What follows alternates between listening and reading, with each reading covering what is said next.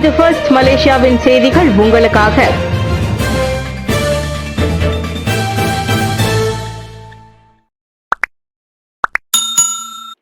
Tun டைமிற்கு சொந்தமான சொத்துக்களை பறிமுதல் செய்ய SPRM விண்ணப்பம். மறைந்த முன்னாள் நிதியமைச்சர் துன் டைம் ஜைனுடனுக்கு தொடர்புடைய மெனாரா ஹில்ஹாம் கட்டிடத்தின் சொத்து பறிப்பு விண்ணப்பத்தை மலேசிய ஊழல் தடுப்பு ஆணையம் SPRM மேற்கொண்டுள்ளது. துண்டைம் மற்றும் அவரது துணைவியார் தோப்புவான் நைமா அப்துல் காலிட் உட்பட மேலும் சிலருக்கு சொந்தமான நாட்டில் உள்ள பிற சொத்துக்கள் மீதும் அதே விண்ணப்பத்தை தங்கள் தரப்பு தொடரும் என்று தான் ஸ்ரீ அசாம்பாக்கி கூறினார். நேற்று கோலாலம்பூர் உயர்நீதிமன்றத்தில் தாக்கல் செய்யப்பட்டு இன்னும் 1 அல்லது 2 வாரங்களுக்குள் மெனாரா ஹில்மின் உரிமை பறிக்கப்படும். நாட்டில் உள்ள சொத்துகள் தொடர்பாக துண்டைம், நைமா மற்றும் பிறரின் சொத்துக்களை பறிமுதல் செய்வதற்கான விண்ணப்பமும் தாக்கல் செய்யப்படும். நிறைவடையும் வரை இந்த முயற்சி தொடரும் என்றார் அவர். 70 கோடி ரிங்கெட்டுக்கும் அதிக மதிப்புள்ள கணிக்கப்பட்டிருக்கும் துண்டை மற்றும் சம்பந்தப்பட்ட தரப்பினர்களின் சொத்துக்கள் மீது தடை உத்தரவு ஒன்றை SPRM பெற்றிருப்பதாக அவர் கூறினார். இந்த விவகாரம் குறித்து பிரிட்டன் அதிகாரிகளுக்கு அறிவிக்கப்பட்ட நிலையில் அவர்களும் தங்கள் நாட்டில் உள்ள நீதிமன்றத்தில் அதே விண்ணப்பத்தை தாக்கல் செய்ய ஒப்புக்கொண்டதாக தான் ஸ்ரீ அசாம்பாக்கி விளக்கினார். அரசாங்கத்துறை இயக்குனர் நீதிமன்றத்தில் நிறுத்தப்படுவார். ஊழல். பொதுப்பணித்துறையின் மாநில இயக்குனர் ஒருவர் இன்று கோலாலம்பூர் செஷன்ஸ் நீதிமன்றத்தில் குற்றம் சாட்டப்படுவார். அரசாங்க பராமரிப்பு திட்டங்கள் தொடர்பில் குத்தகையாளர்கள் சிலரிடம் இருந்து கையூட்டு பெற்ற வழக்கு தொடர்பில் அந்நபர் குற்றம் சாட்டப்படுவார் என்று மலேசிய ஊழல் தடுப்பு ஆணையம் SPRM-இன் அமலாக்க துணை தலைமை இயக்குனர் டாக்டர் ஸ்ரீ அகமது குசைரி யாஹ்யா தெரிவித்தார். 79 தனிநபர் வங்கி கணக்குகள் மற்றும் 16 நிறுவன வங்கி கணக்குகளை உட்படுத்தி 61 கோடியே 30 லட்சம் ரிங்கிட் மதிப்புள்ள சொத்துக்களை SPRM தரப்பு முடக்கியுள்ளதாக டாக்டர் ஸ்ரீ அகமது குசைரி கூறினார். ஊழல் நடவடிக்கையின் வழி பெறப்பட்டதாக நம்பப்படும் சொகுசு வாகனங்கள், ரொக்க பணம் மற்றும் சொத்துக்கள் சில பறிமுதல் செய்யப்பட்டவையில் அடங்கும் என்று அவர் மேலும் குறிப்பிட்டார். குற்றவியல் சட்டம் செக்ஷன் 165 கீழ் 5 குற்றங்கள் அவர் மீது சுமத்தப்படும். டாக்டர் மகாதீரை சேர்ந்த குழு போலீஸ் புகார் வெளியானதை தொடர்ந்து நீதிபதியை பதவி விலகுமாறு கேட்டுக்கொள்கிறது. கடுமையான குற்றச்சாட்டுகளை கொண்ட ஒரு போலீஸ் அறிக்கை கசிந்த பிறகு ஒரு மூத்த நீதிபதி எந்த ஒரு வழக்குகளையும் விசாரிப்பதிலிருந்து விலக வேண்டும் என்று நீதித்துறை செயலகத்தை பாதுகாக்க வேண்டும் என்று அவர்கள் விரும்புகிறார்கள். சனிக்கிழமை டாக்டர் மகாதீர் முகமது தலைமையிலான நடைபெற்ற வட்டமேசை கூட்டத்திற்கு பிறகு அமைக்கப்பட்ட இந்த குழு நீதிபதிக்கு எதிரான குற்றச்சாட்டுகள், நீதித்துறை தலையீடு உட்பட காவல்துறை விசாரிக்க வேண்டிய ஒரு தீவிரமான விஷயம் என்று கூறியது. காவல்துறை விசாரணைகள் முடியும் வரை எந்த ஒரு மேல்முறையீடு அல்லது விண்ணப்பங்களையும் விசாரிப்பதிலிருந்து மரியாதைக்குரிய நீதிபதி பணிவுடன் விலக வேண்டும் என்று செயலகம் மரியாதையுடன் கேட்டுக்கொள்கிறது. எந்த ஒரு நீதிபதியும் சத்தியம் செய்த ஒரு விசுவாச பிரமாணத்தை களங்கப்படுத்தும் அளவுக்கு இந்த குற்றச்சாட்டுகள் போதுமானவை என்று செயலகம் நேற்று வெளியிட்ட ஒரு அறிக்கையில் தெரிவித்துள்ளது. காவல்துறை விசாரணைகள் முடியும் வரை நீதிபதி எந்த பதவி உயர்வுக்கும் பரிசீலிக்க கூடாது என்று செயலகம் அறிவித்துள்ளது. கடந்த ஆண்டு 14 உயர் நீதிபதிகள் 9 பேர் கட்டாய ஓய்வு பெற திட்டமிடப்பட்டுள்ள நிலையில் அதிகரித்து வரும் காலி இடங்களுக்கு மத்தியில் இது வந்துள்ளது. இந்த பட்டியல் முன்னணியில் இருப்பவர் தலைமை நீதிபதி தெங்கு மைமுன் துவாட்மாட் அடுத்த மாதம் 66 வயதை எட்டுகிறார். 101 ஆடம்பர வாகனங்கள் பறிமுதல். கடந்த ஜூன் 1ஆம் தேதி தொடங்கி இன்று வரை நாடு முழுவதும் சாலை போக்குவரத்து துறை JPJ மேற்கொண்ட ஒப்ஸ் லக்ஸரி சோதனையின்படி உள்நாட்டு பிரபலம் ஒருவரின் போர்ஷே ரக வாகனம் உட்பட 101 ஆடம்பர வாகனங்கள் பறிமுதல் செய்யப்பட்டன. 1987ஆம் ஆண்டு சாலை போக்குவரத்து சட்டம் மற்றும் தொடர்புடைய விதிமுறைகளின் கீழ் பல குற்ற செயல்களை கொண்ட Ferrari, Rolls Royce, Bentley, BMW 530E, Mercedes Benz, Toyota Alphard மற்றும் லோட்டஸ் எலிஸ் எஸ் ஆகிய வாகனங்களும் கைப்பற்றப்பட்டன. அச்சட்டத்தின் கீழ் பல குற்றங்கள் பதிவாகி இருப்பதால் அந்த வாகனங்கள் பறிமுதல் செய்யப்பட்டதாக கோலாலம்பூரில் நடைபெற்ற ஒப்ஸ் லக்ஸரி செய்தியாளர்கள் சந்திப்பில் JPJ தலைமை இயக்குனர் டத்தோ ஐடி ஃபட்லி ரம்லி தெரிவித்தார். அவற்றில் காலாவதியான மோட்டார் வாகன உரிமம், LKM வாகன காப்பீடு இல்லாதது, காலாவதியான ஓட்டுநர் உரிமத்தை கொண்டிருப்பது அல்லது CCL உரிமம் இல்லாதது, வேறு வாகன பதிவு எண்ணை கொண்டிருப்பது, எந்திர எண் அமைப்பில் உள்ள தகவலுடன் பொருந்தாதது மற்றும் போலி வர்த்தக அட்டைகளை பயன்படுத்தியது ஆகியவை அடங்கும் என அவர் கூறினார். 13 ஆண்டுகள் காத்திருப்புக்கு பின்னர் எப்பிங்ஹாம் தோட்ட தமிழ் பள்ளியில் புதிய இணைய கட்டிடம். புதிய இணை கட்டிடத்தை பயன்படுத்துவதற்காக கடந்த 13 ஆண்டு காலமாக காத்திருந்து ஸ்லாங்கூர் பெடலிங் ஜெயாவில் உள்ள எப்பிங்ஹாம் தோட்ட தமிழ் பள்ளியின் கனவு நனவாகியது.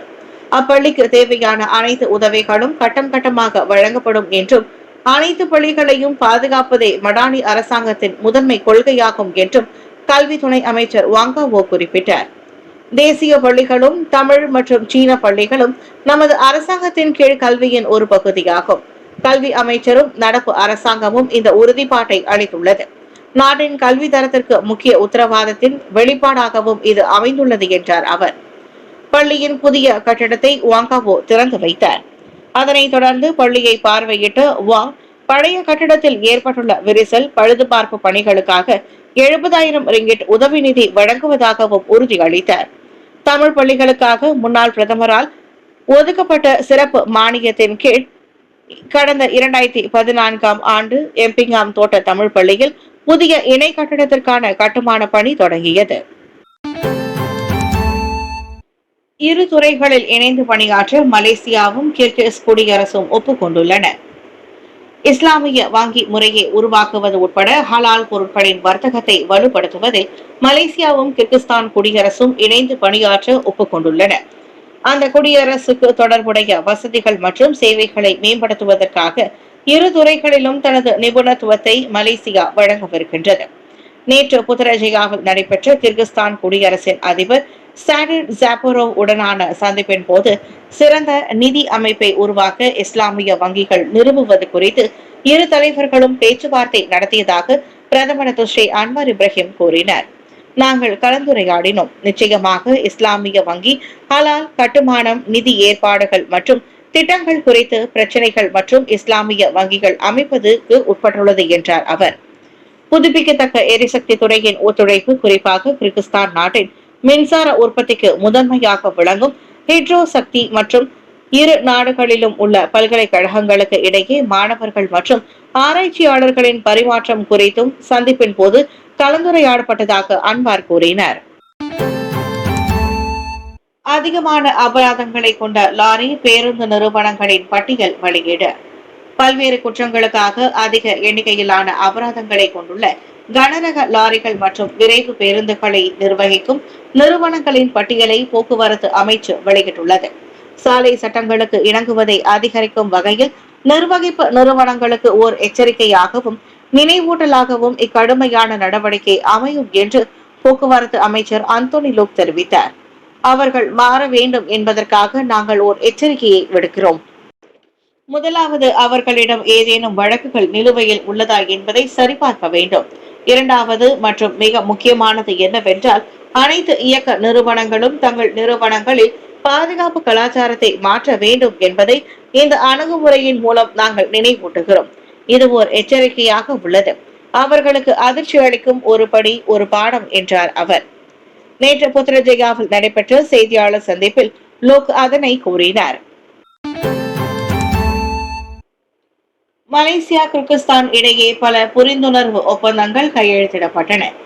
2 நாள் அதிகாரப்பூர்வ பயணம் மேற்கொண்டு கிர்கிஸ்தான் குடியரசின் தலைவர் சாடிர் ஜாபரோவ் மலேசியாவிற்கு வருகை மேற்கொண்டுள்ளார். அவரின் வருகையை ஒட்டி நேற்று மலேசியா மற்றும் கிர்கிஸ்தானின் இருதரப்பு உறவுகளை வலுப்படுத்தும் நோக்கில் பல புரிந்துணர்வு ஒப்பந்தங்கள் கையெழுத்திடப்பட்டன. சுற்றுலா, சுகாதாரம், உயர்கல்வி, இலக்கவியல் மாற்றம் மற்றும் இணைய பாதுகாப்பு ஆகிய துறைகளில் இரு நாடுகளுக்கும் இடையே மேம்பாடு கண்டு வரும் ஒத்துழைப்பை பிரதிபலிக்கும் விதமாக இந்த ஒப்பந்தங்கள் அமைந்திருந்தன. நேற்று புத்ரஜயா ஸ்ரீபெடானாவில் நடைபெற்ற புரிந்துணர்வு ஒப்பந்தங்கள் கையெழுத்திடும் நிகழ்ச்சியில் ஜபரோவ் மற்றும் பிரதமர் ஸ்ரீ அன்வார் இப்ராஹிம் ஆகியோர் கலந்து கொண்டனர். சுற்றுலா, இலக்கவியல் மாற்றம், இணைய பாதுகாப்பு மற்றும் வர்த்தகம் தொடர்பான 3 புரிந்துணர்வு ஒப்பந்தங்கள் வெளியுறவு அமைச்சர் ஸ்ரீ முகமது ஹசான், கிர்கிஸ்தானின் பொருளாதாரம் மற்றும் வர்த்தக அமைச்சர் பாக்கெட் சிடிகோவ் மற்றும் இலக்கவியல் மேம்பாடு மற்றும் புத்தாக்க தொழில்நுட்பங்களுக்கான அமைச்சர் அசமட் ஜாமங்குலோவ் ஆகியோருக்கு இடையில் கையெழுத்திடப்பட்டன. ECRL மின் கம்பிகள் திருட்டு 22 புகார்களை போலீஸ் பெற்றுள்ளது. இவ்வாண்டு ஜனவரி 1 தொடங்கி மே 31 வரை தெலங்கானூர் கிழக்கு கரை ரயில் பாதை திட்டம் ECRL தடத்தில் 3 லட்சம் மதிப்புள்ள மின் கம்பிகள் களவாடப்பட்டது உட்பட 22 கொள்ளை சம்பவங்கள் குறித்த புகார்களை போலீசார் பெற்றுள்ளனர். அந்த எண்ணிக்கையின் விளைவாக பெசோட்டில் 5, மாராங்கில் 4, செத்யூவில் 2, கெமமான் மற்றும் துங்கோனில் முறையே 1 என மொத்தம் 13 விசாரணை அறிக்கைகள் திறக்கப்பட்டுள்ளன. சம்பந்தப்பட்ட 13லிருந்து 5 வழக்குகள் குற்றவியல் சட்டம் செக்ஷன் 414 மற்றும் செக்ஷன் 379/511 கீழ் நீதிமன்றத்தில் குற்றம் சாட்டப்பட்டுள்ளதாக தெலங்கானா மாநில போலீஸ் தலைவர் டாக்டர் முகமது கைரி கைருடின் கூறினார்.